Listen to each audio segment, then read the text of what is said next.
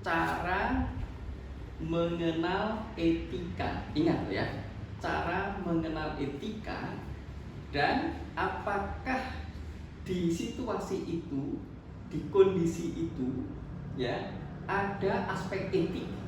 Ingat, ada aspek etik. Yang pada saat di situ ada aspek etik menuntut kita berperilaku etis. Ya, oke, paham ya?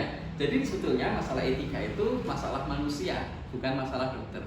Tapi karena kita di sini dokter, kita konsepkan sebagai konsep etika kedokteran. Tapi pada kuliah ini kita tentunya membicarakannya bersifat umum. Ya, karena etika itu berlaku untuk manusia dimanapun kapanpun dalam konsep berperilaku baik secara filosofis, bukan agama ya. Baik. Untuk mengenal ya adanya aspek etik di situasi itu, maka kita bisa menggunakan cara membuat pernyataan etika. Begitu. Pernyataan itu ada 4 ya. 1 pernyataan empirik, 2 pernyataan estetik, 3 pernyataan perintah, 4 pernyataan etika. Jadi ada 4 ya. Pernyataan empirik, pernyataan estetik, pernyataan perintah, dan pernyataan etika. Ya, pernyataan empirik. Ya, ini supaya kita bisa membedakan jenis-jenis kalimat yang disebut pernyataan yang ada 4 ini. Pernyataan empirik itu definisinya adalah pernyataan yang menginformasikan suatu objek hasil cerapan indera apa adanya. Ya. Ingat, suatu pernyataan ya dalam bentuk kalimat ya, kalimat pernyataan yang menginformasikan suatu objek dari hasil cerapan indera apa adanya. Misalnya cerapan indera saya menggunakan mata. Waktu saya membuka mata, di depan meja saya ada HP. Jadi saya membuat pernyataan. Di meja di depan saya terdapat sebuah HP. Ini pernyataan yang empirik. Cirinya menginformasikan objek apa adanya. Nilai yang dibawa oleh pernyataan itu benar, ya benar mutlak atau salah mutlak. Karena satu ya benar, gitu ya. Ada maka benar. Yang ketiga, biasanya diikuti dengan bilangan tadi ya, 1, 2, 3 terserah. Tidak ada gitu ya. Yang keempat, ya menginformasikan ya secara istilahnya hanya menerangkan suatu realita apa adanya, deskriptif sifatnya. Kelima, disenangi scientist. Ya, scientist itu ilmuwan ya. Jadi disenangi ilmuwan. Umumnya begitu. Sehingga pernyataan-pernyataan empirik itu merupakan landasan dari nanti munculnya ilmu. Yaitu ciri-ciri pernyataan empirik. Benarnya ya, nilai yang dibawa itu benar atau salah. Andaikan benar mutlak, andaikan salah mutlak. Konsepnya begitu. Yang kedua, pernyataan estetik. Ya. Definisinya, pernyataan estetik adalah kalimat yang menginformasikan suatu kesan indah, rasa indah. Ya, tergantung dari indera cerapan indera apa yang dia pakai. Kayak gitu. Contohnya katakanlah gambarnya Leonardo da Vinci yang bernama Mona Lisa. Ya, Leonardo da Vinci kan pernah menggambar lukisan itu namanya Mona Lisa, gambar perempuan. Itu tidak cantik. Oke, saya mengatakan gambar itu tidak cantik atau Mona Lisa tidak cantik. Ya, jadi pernyataannya bunyinya Mona Lisa tidak cantik. Oke. Ciri-cirinya dari pernyataan estetik ini adalah bersifat individual. Yang orang berbeda-beda menilai sebuah keindahan. Kalau keindahan wanita cantik, tidak cantik, laki-laki tampan, tidak tampan, gitu. Tapi kalau makanan tidak seperti itu. Tentunya kecapannya enak, tidak enak. Kalau lagu tentu juga seperti itu, terdengar merdu, tidak merdu. Kalau baju mungkin pas, enak, gitu ya. Kalau kemudian itu apa ya, makanan, mata, telinga, kulit, yang mungkin tadi pakaian itu kulit dan seterusnya. Dari indera itu kita bisa mendapatkan sebuah sensasi, kesan yang di sana waktu kita pakai rasanya menjadi enak atau tidak enak. Sehingga nilai yang dimunculkan dari pernyataan ini cirinya adalah indah atau tidak indah, enak atau tidak enak, dan seterusnya. Begitu. Jadi sifatnya individual, subjektif, ya, nilainya yang dibawa bukan benar salah loh.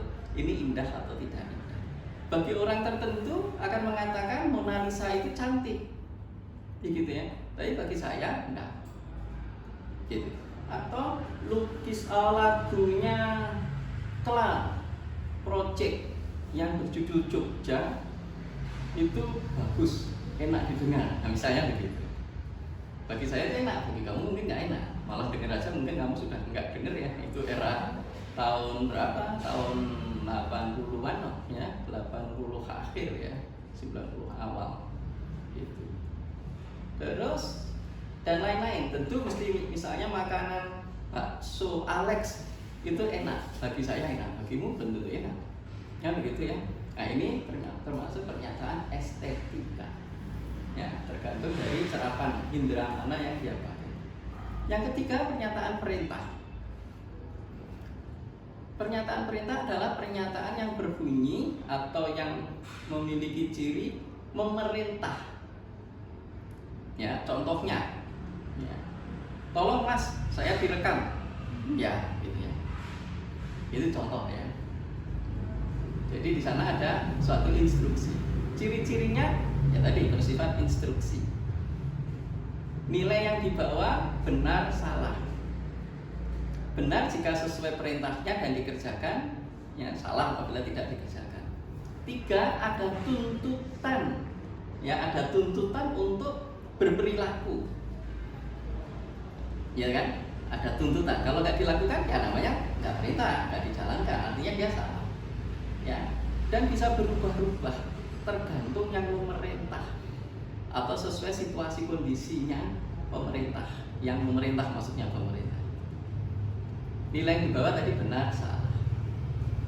Oke, itu ciri pernyataan perintah. Contohnya, ya kalau di sini mahasiswa tolong buatkan soal 1. Nah, gitu ya. Itu pernyataan perintah. Nah, yang keempat, pernyataan etika. Nah, ini yang harus diperhatikan. Contoh pernyataan etika yang sering saya sampaikan adalah begini.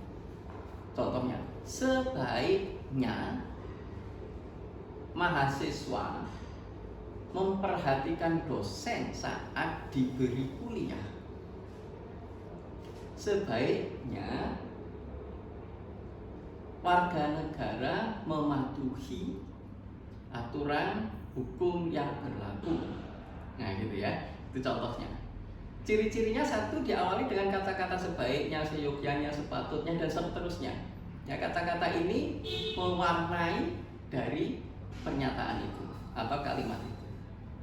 2, nilai yang dibawa bukan benar salah, tapi baik buruk. Ya, bukan indah tidak indah, enak tidak enak, bukan, tapi baik buruk. Tapi benar indah ya baik buruk, bukan benar salah. Kemudian dia sama seperti pernyataan perintah menuntut adanya tindakan. Jadi kalau mahasiswa memperhatikan, ya berarti baik. Kalau tidak memperhatikan, ya buruk. Begitu. Kemudian umumnya pernyataan etika ini bersifat universal. Umumnya itu berarti ya nilainya seperti itu. Sifatnya general, holistik gitu ya.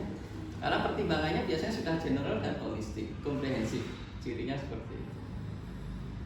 Kemudian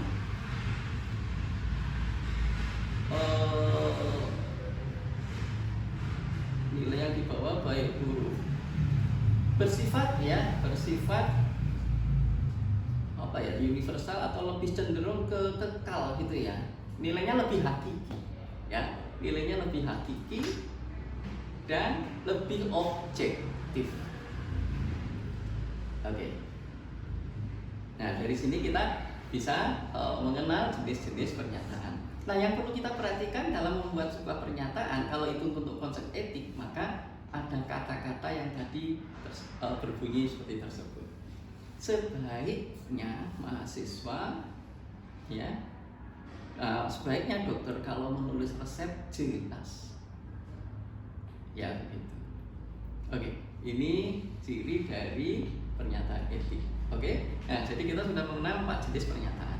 Pada saat kita itu membuat sebuah kalimat yang ingin memunculkan atau mengenal di situ ada aspek etik, maka kita mencoba membuat pernyataan etik. Kalau kita tidak bisa membuat pernyataan etik, berarti di situ tidak ada problema etika. Tapi kalau di situ, ya, selama ada di situ kita bisa membuat pernyataan etik, berarti ada unsur etik yang menuntut kita berperilaku etis. Oke? Oke, selesai? Ya, sekarang buat sebuah pernyataan etik. 1. Terserah. Sekarang pada situasi ini, shooting Mas. Sebaiknya mahasiswa menyiram